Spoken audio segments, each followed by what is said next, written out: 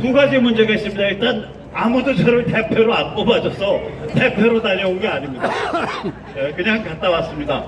그래서 두 번째로 좋은 분들을 많이 만났지만 그냥 아주 솔직히 말씀드릴게요. 우리가 우리 문제 풀어야 되고요. 우리 운명의 주인은 우리니까. 그 다음에 두 번째는 오히려 여기보다 재미교포들이 걱정이 되더라고요.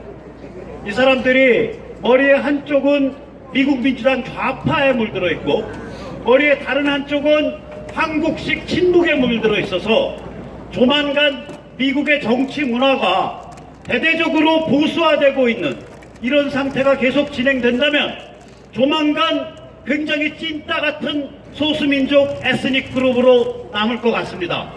그래서 우리 대한민국의 애국, 자유, 태극기 시민들의 힘으로 그들에게 원기를 불어넣어야 되지 않을까, 이런 얘기를 뜻있는 교포들하고 많이 하고 왔습니다. 잠시 말씀 여쭐게요. 그저께 이제 최선희가 제가 좀 자리가 자리인 만큼 약간 상스럽게 표현하더라도 용서하십시오. 죽으려고 색쓰는 소리를 했습니다. 자기들이 다시 핵과 미사일 ICBM 실험을 만지작거리겠다는 둥, 트럼프가 황금과 같은 기회를 놓쳤다는 둥, 폼페오와 볼튼이 판을 조졌다는 둥, 별 이상한 헛소리를 많이 했습니다. 이거 뭐냐? 갈 데가 없어서 죽으려고 징징거리는 소리에 지나지 않습니다. 지금 엊그저께 한국경제신문에 의하면 중국 무역이 적자로 돌아선다고 합니다.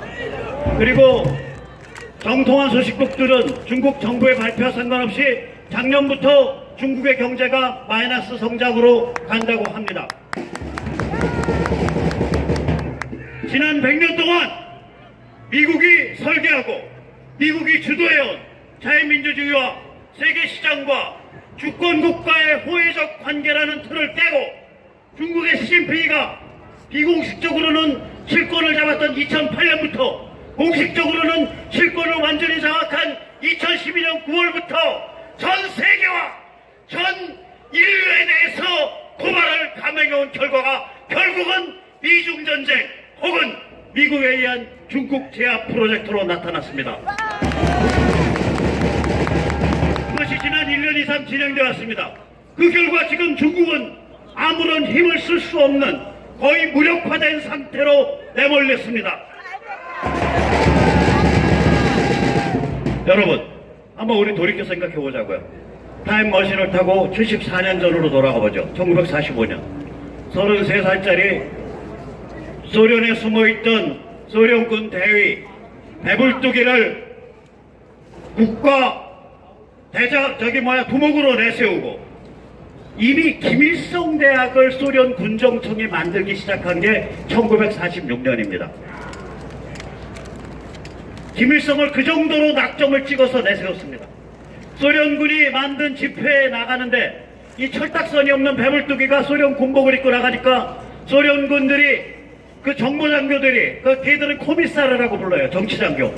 공산당 출신으로 아무 군사훈련 받지 않고 그냥 날아서 꼽힌 애들입니다. 이 코미사르들이 김일성에 야단치고 그 군복을 벗겨내고 민간복을 입혀서 내보내서 그렇게 만들어낸 체제입니다. 북한은 1945년 이후로 작년까지 73년 동안 단 한 번도 뒷배가 없었던 적이 없습니다. 거기는 뒷배 없이는 도대체 유지될 수 없는 체제입니다. 돌이켜보면 1945년에서 미중 화해가 일어난 1971년까지는 소련이 뒷배였고 미중 화해가 일어난 1971년에서 소련이 망한 1991년까지는 한 손에는 소련 뒷배를 잡고 다른 한 손에는 미국의 사실상의 맹방과 다름없이 된 중국을 뒷배로 잡아가지고 무소불위의 인류 최악의 전체주의 사교 김일성 영생교를 완성시켰습니다. 소련이 망하고 난 1991년 12월 이후에는 오로지 중국 하나만 뒷배로 기대는 찐따 고난의 행군이라 불리는 극악한 참혹한 기아 행진을 통해서 사람들을 200만 300만 굶겨 죽이고 가면서도 체제를 오직 공포에 의해서 유지하는 그런 찐따 김일성 영생교로 전락했습니다. 그 하나 남아있던 뒷배인 중국이 드디어 작년 우리가 참 섭섭하게 생각했었던 그 순간에, 그리고 이 대목에서 문재인에게 무지하게 고맙다고 말해줘야 될 그 순간에, 문재인이 지도 모르게 징검다리를 놓고 미국 정상회담이라는 쇼를 펼치던 그 시점부터 미국이 본격적으로 경제를 무기로 삼아 중국을 무력화 시작했습니다. 악마는 다른 악마에 의해서 파멸합니다. 문재인은 그런 뜻이 있는지 아닌지 모르겠지만 아니었겠죠. 문재인이 쪼르르 사람 보내가지고 워싱턴 보내서 김정은 국방위원장께서 지금 미국 대화를 원하십니다. 만나주시죠 하니까 트럼프가 그 소리 나올 줄 알고 기다렸던 듯이 바로 만나겠다 하고 나서 발표는 지가 안 하고 청와대 앞 로즈가든에 누굴 세웠어요? 정의용 저기 서훈이를 세웠죠? 그래가지고 스스로 자기를 입에서 이 판 까는 걸 시켰잖아요. 시간을 그래서 벌었어요. 북한에 추가 도발 없이 경제를 무기로 삼는 경우에 그 무기가 작동할 시간이 필요합니다. 폭탄은 터지는 순간에 파괴력이 크지만 경제가 무기가 되면 시간이 갈수록 뼈가 삭고 골병이 듭니다. 그래서 마침내 지금 중국은 완전히 무력화되고 북한은 아무 뒷배가 없는 처지에 놓였습니다.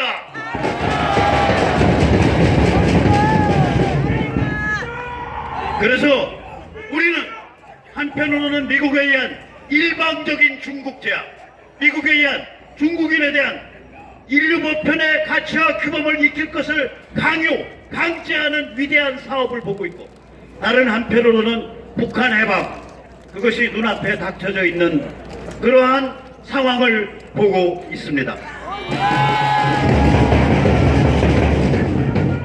앞으로 북한이 갈 길은 셋밖에 없어요. 하나는 김정은이 빗장 열고 미군을 불러들인 다음에 미국으로 튀어서 사는 길입니다. 다른 하나는 김정은을 잡아 죽인 쿠데타 세력이 빗장을 열고 미군을 불러들이고 목숨을 도모하는 길입니다. 나머지 셋은 이것도 안 하고 이도저도 안 하고 함부로 핵과 미사일과 ICM을 가지고 만지작거리다가 생짜배기 침공당해서 작살나는 길입니다. 이 세 길 어디로 가든 북한은 미국이 접수합니다. 이 세 길 어디로 가든 북한은 해방됩니다. 우리 2,500만 동포와 인류 최후의 전체주의 사교체제의 학종과 공포로부터 해방될 날이 성큼 다가와 있습니다.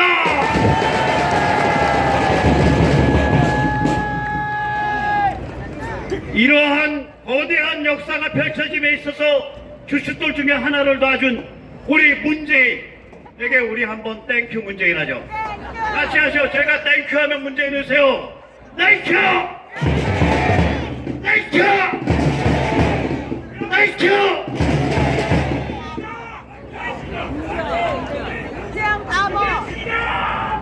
이제 북한이 해방되고 나면 우리가 지금 씨앗을 많이 만들어야 됩니다. 여기 계신 한 분 한 분이 씨앗이고 이 우리의 진우들, 우리의 동지 한 명 한 명이 씨앗입니다. 무엇을 향한 씨앗이냐? 평양 몽계 북한 해방 이후에 하루라도 빨리 북한 주민 2,500만을, 그 양반들 특히 1990년대생 이 사람들은 지능 자체가 부족합니다. 어렸을 때 단백질 공급이 없어서 지능 자체가 부족해요.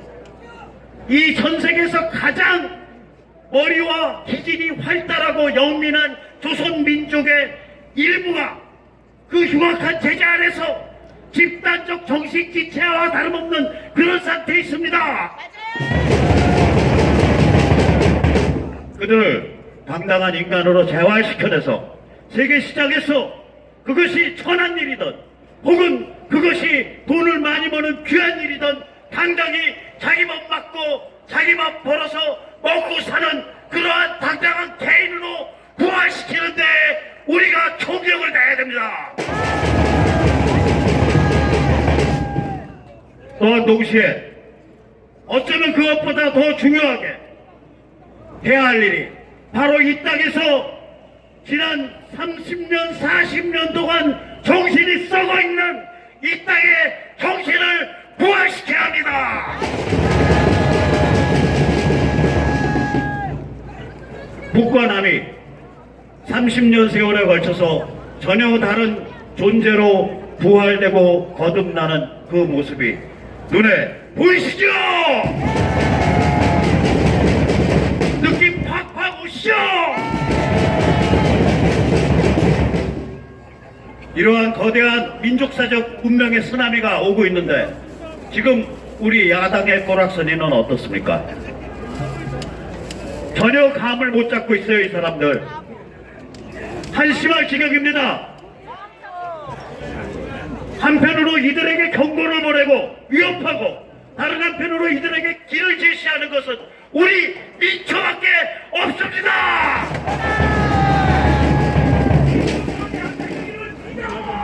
그래서 저는 이 자리에서 자한당이 세 가지를 못하도록 만들어야 된다고 제안합니다. 첫째,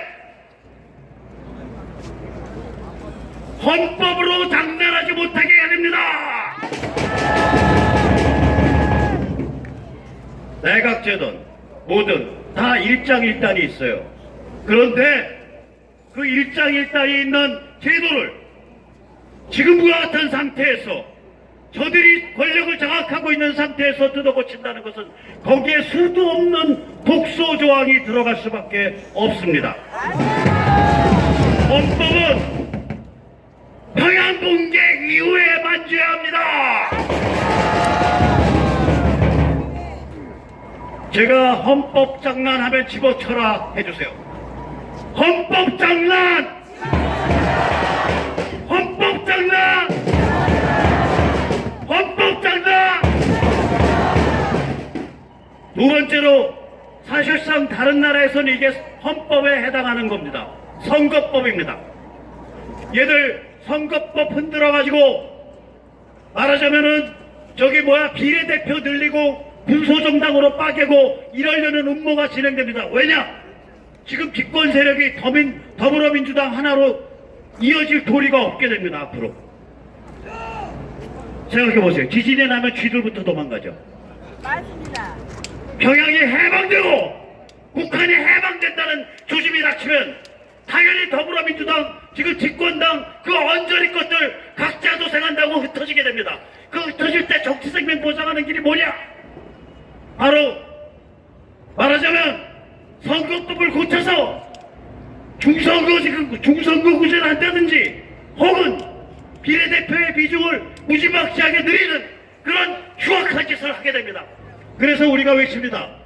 선거법 장난 그만둬라! 선거법 장난! 마지막 저희들이 만지작거리고 있는 게 핵무장 운운입니다.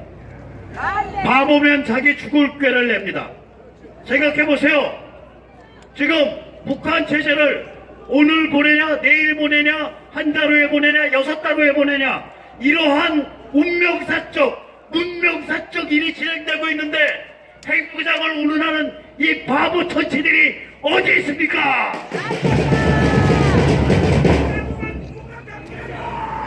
제가 여기서 잠시 제 세뇌 탈출에서 가끔 말씀드리던 군사 비밀 얘기를 드릴게요. 이게 핵이 너무 작고 무서워져서 이제 전술핵과 전략핵의 구별이 없어졌습니다. 왜냐? 핵폭탄의 폭발력은 늘지 않았는데 그게 엄청나게 정확하게 땅속으로 들어가서 터져서 지중파를 일으켜서 그 폭발력의 힘이 수백 배씩 늘어나고 있습니다. 따라서 옛날에 예를 들어서 히로시마급의 2만 톤급의 핵폭탄이 지금은 40만 톤급의 그런 파괴력을 가지고 있습니다. 무시하게 정밀해졌습니다. 이 때문에 미국의 전략은 모두 그런 종류의 핵무기를 자체로 걷어들여서 자기가 직접 운영하는 전략으로 바꾸고 있습니다. 이런 와중에서 핵으로 무장해서 전 세계에서 불법 혹은 자기 맘대로 핵무장한 국가라 그래서 경제 파탄 나고 그 길로 가야 된다고 떠드는 저 개또라이 같은 집단이 지금 자한당 내에 일부 있습니다. 그거는 필멸의 길입니다. 그건 패망의 길입니다. 그래서 제가 핵무장 장난 혹은 핵장난 하면 집어쳐라 해주세요. 핵장난! 핵장난! 핵장난! 자, 이 세 가지 집어치면 우리가 어떤 야당도 우리의 친구가 될 수 있습니다. 그러나 그거 가지고는 부족하죠. 뭔가 더 해야죠. 첫째 하나! 박 대통령 잡힌 이후로 진행되어 온 인격살인에 대해서 반성해야 됩니다. 맞죠? 사회 지배층이라는 자들이, 사회 상류층이라는 자들이, 사회 지도층이라는 자들이 폭도도 저지르지 않을 인격살인을 자행한 데 대해서 그들이 반성하고 혹은 성찰해야 됩니다. 둘, 이 같은 인격살인의 바탕에서 그들이 헌재와 사법부를 내세워서 인민재판을 자행했습니다. 이게 대한민국입니까? 아니면 인민민주주의 공화국입니까? 인민재판에 대해서 반성해야 됩니다. 정치인 이전에 한 명의 인간으로서 해야 할 일입니다. 세 번째, 사회 지도층이라는 자들이, 빠지를 달았던 자들이, 상류층이라는 자들이 대한민국 해체에 앞장서 왔습니다. 그 대한민국 해체에 앞장선 것에 대해서 그들은 반성해야 됩니다. 맞죠? 자, 이제 우리의 순간이, 운명의 순간이 다가오고 있습니다. 여러분 믿으세요. 여러분 믿으세요. 이제 구도 다 짜였습니다. 이제 구도 다 짜인 겁니다. 이제 우리가 운명의 순간을 향해서 어깨를 긁고 나아가면 됩니다.